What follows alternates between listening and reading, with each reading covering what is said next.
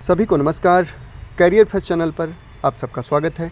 Dictation लिखने के लिए तैयार रहें। Ready start.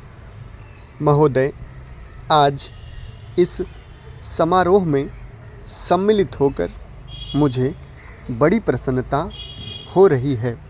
जब से मैं आपके नगर में पहुंचा हूं, आपने जिस प्रेम और उत्साह के साथ मेरा स्वागत किया है, उसके लिए मैं आपको धन्यवाद देता हूँ।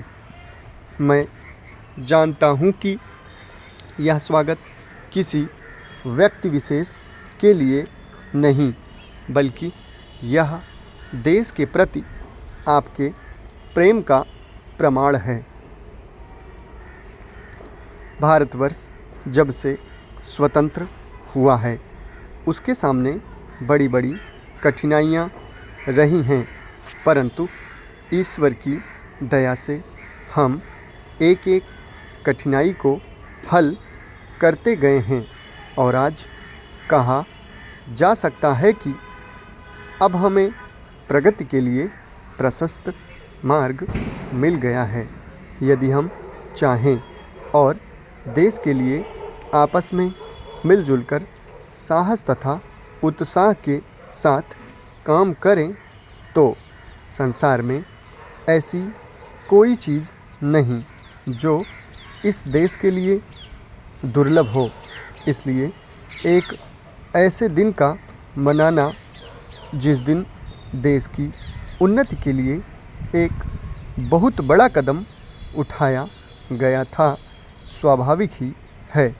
अंग्रेज़ों के साथ जिस समय स्वराज्य के लिए समझौता हुआ, उस समय उन्होंने और सब चीज़ों के साथ साथ एक काम और किया, जिसका परिणाम कुछ भयंकर हो सकता था।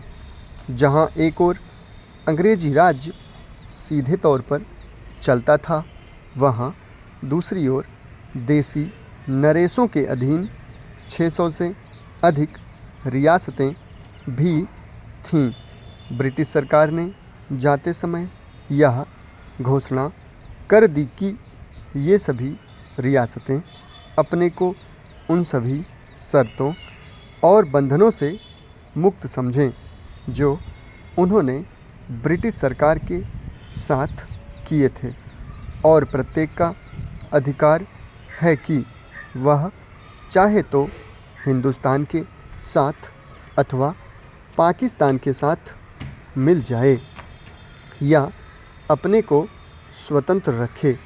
एक नीति के रूप में यह बात बिल्कुल ठीक थी, परंतु यदि हमारे देसी नरेशों के हृदय में भी वह देश प्रेम नहीं होता जो उन्होंने दिखलाया, तो संभव था कि एक भारतवर्ष के बदले आज भारतवर्ष के कई टुकड़े हुए होते।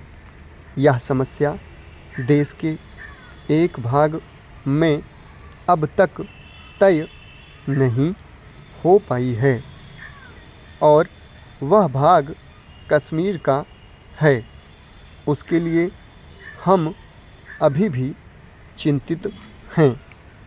देसी नरेशों के देश प्रेम, उनकी दूरदर्शिता और समय को पहचान कर उसके अनुसार अपने को ढाल लेने की उनकी शक्ति के फलस्वरूप ही आज भारत के दो टुकड़े हो जाने पर भी विशाल भारतवर्ष आज रह गया है।